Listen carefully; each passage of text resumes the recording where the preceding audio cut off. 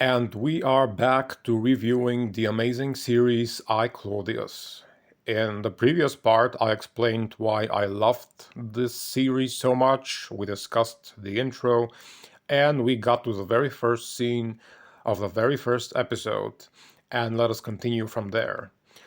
We see old Claudius shortly before the end of his life, writing his secret memoir in his room, calling on the ghosts of the people he's writing about. He knows that they are there with him, he says. He senses their presence. He knew they would appear as soon as he started writing about them. The ghosts of the now long gone Augustus, Livia, Drusus, and Germanicus, his sister and his mother, and the many, many more poor souls who lose their lives in the course of this series. And I am loving this concept of ghosts creeping in around you in the room where you're supposedly alone, their memories and specters getting close to you as you begin to remember them. And I am an atheist myself, so in real life I believe there's no such thing as ghosts of dead people.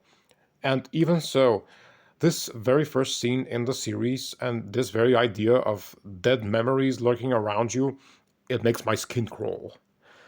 And then all of a sudden, Claudius hears a noise and is immediately alarmed that there might be spies around following his every move. He is right to be afraid. At this point in his life, all the minions of his devil of a life, Agrippina the Younger, the historically notorious mother of Nero, all her spies are after Claudius, seeking any chance to get rid of him so that he doesn't stay in the way of their power. And so we're getting this strangling feeling of not only being surrounded by dead ghosts, but also surrounded by very real and living spies and assassins. Right at the very start of the show, we're made to feel really uncomfortable.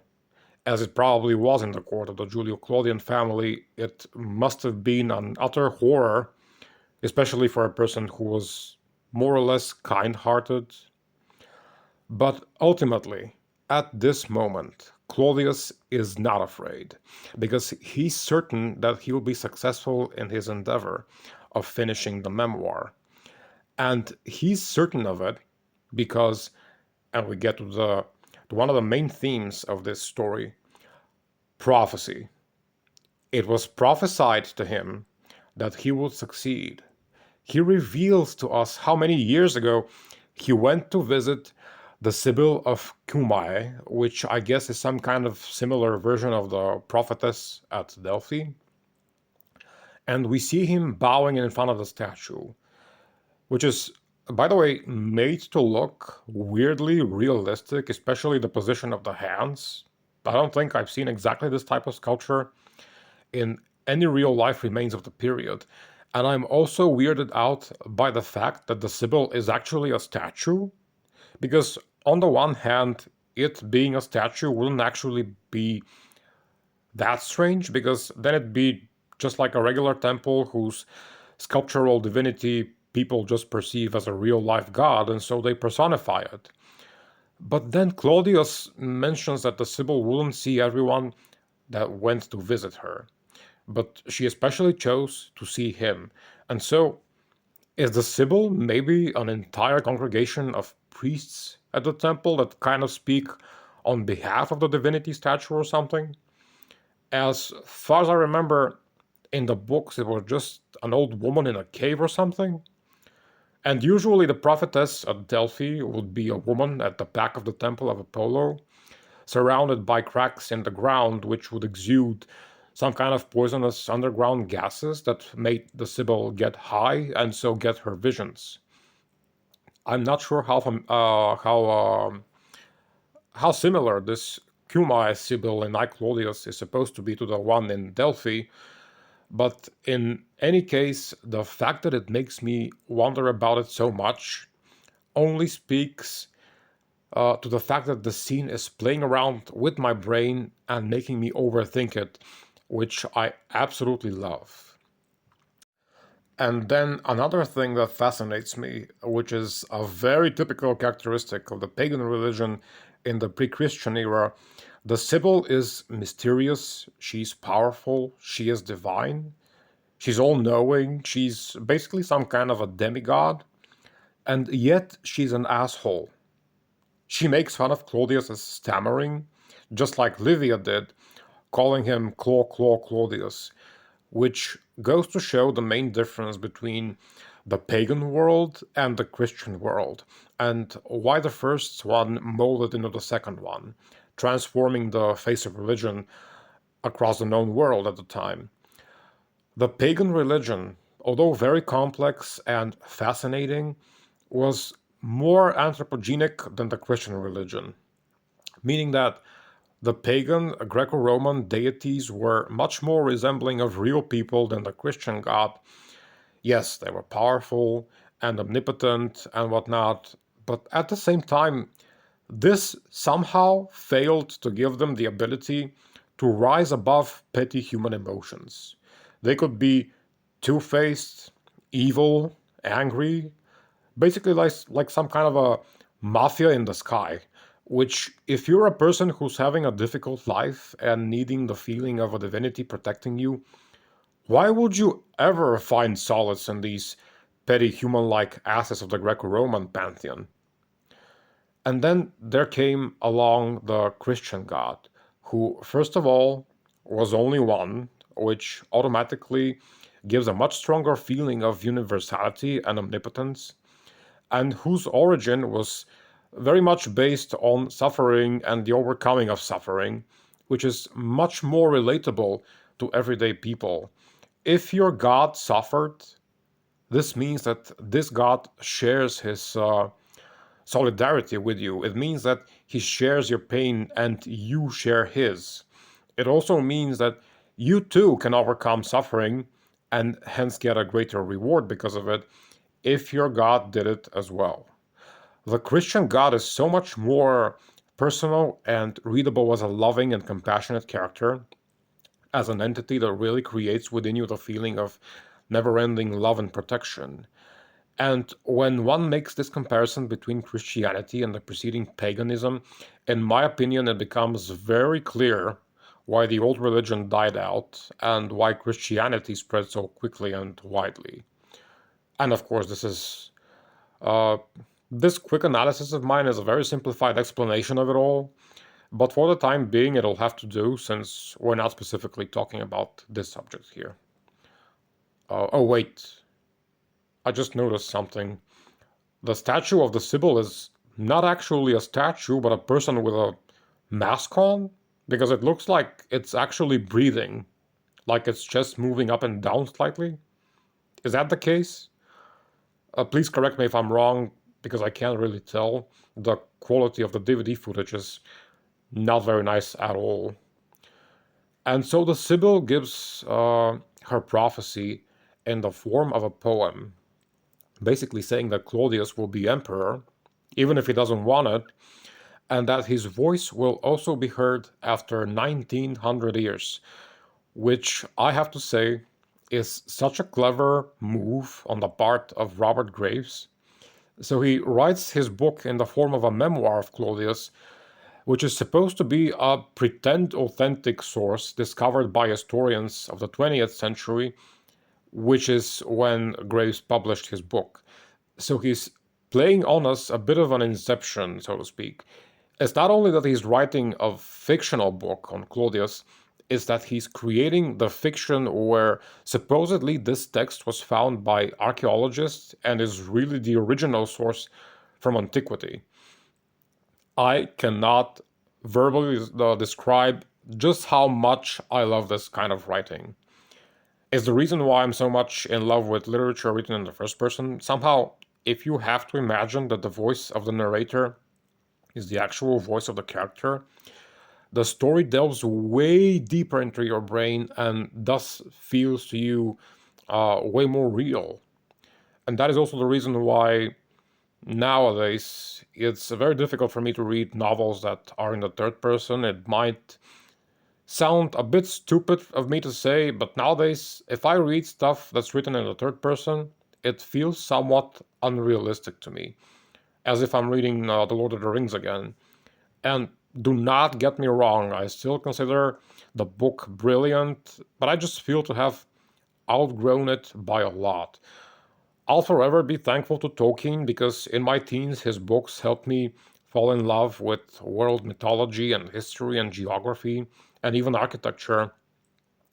Tolkien was like a trampoline for me to help me move on later on in life to stuff like I, Claudius.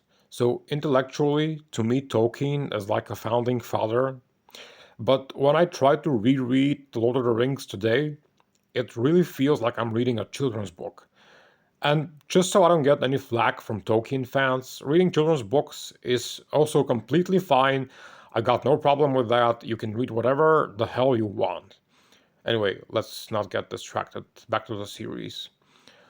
And so Claudius writes his secret history and finds a box to bury it in and starts talking to us, the people of the 20th century, literally looking at the camera and us, the viewers, saying we will hear his voice when the time comes.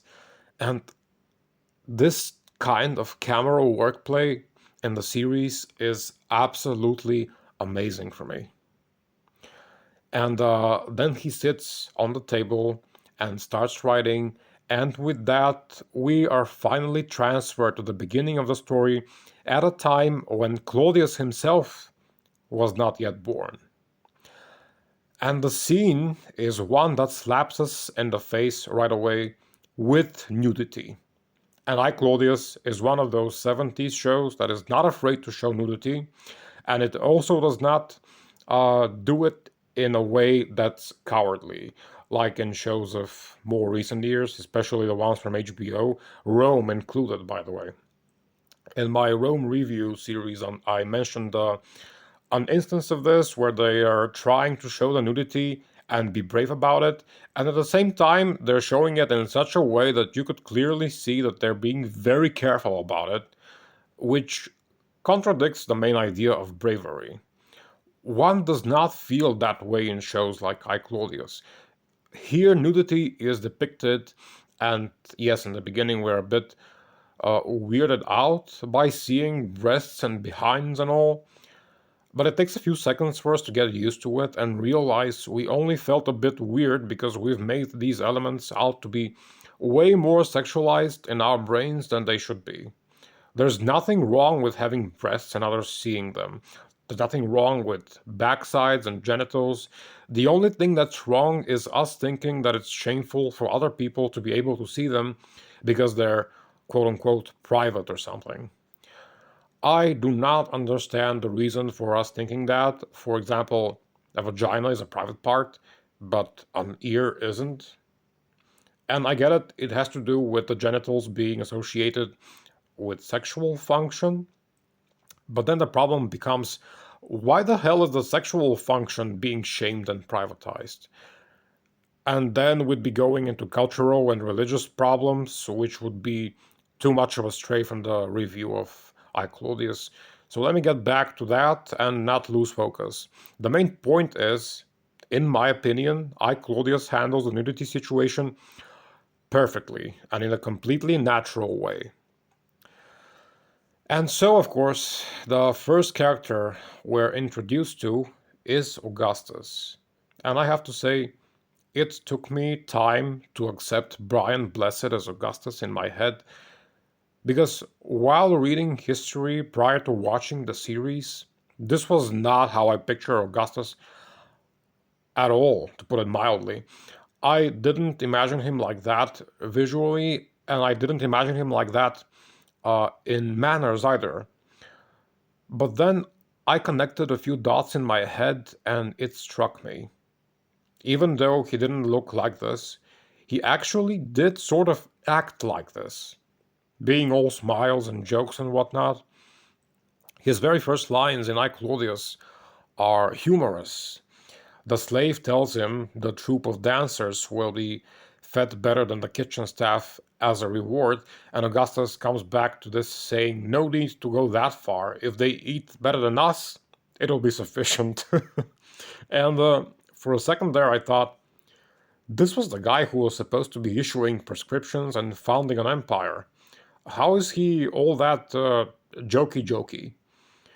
But then when I took some time to think about it, the real Augustus supposedly had elements of this as well. There was this anecdote about him, and I cannot remember which source I read this in, but it was this hilarious bit where Augustus supposedly had gone out in the forum and he comes across a person that really looks like him, and he tells him, "We look so much alike. Did your mother work at my house by any chance?"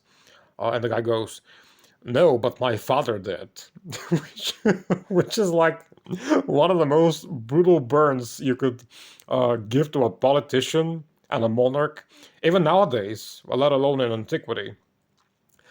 So after this realization, I grew much more accustomed to Brian Blessed's depiction. And by the end of the fourth episode, where he dies, I had fallen completely in love with the character. He has a brilliant ability of showing humor, and at the same time, the ability to switch to total rage and sadness in only a second.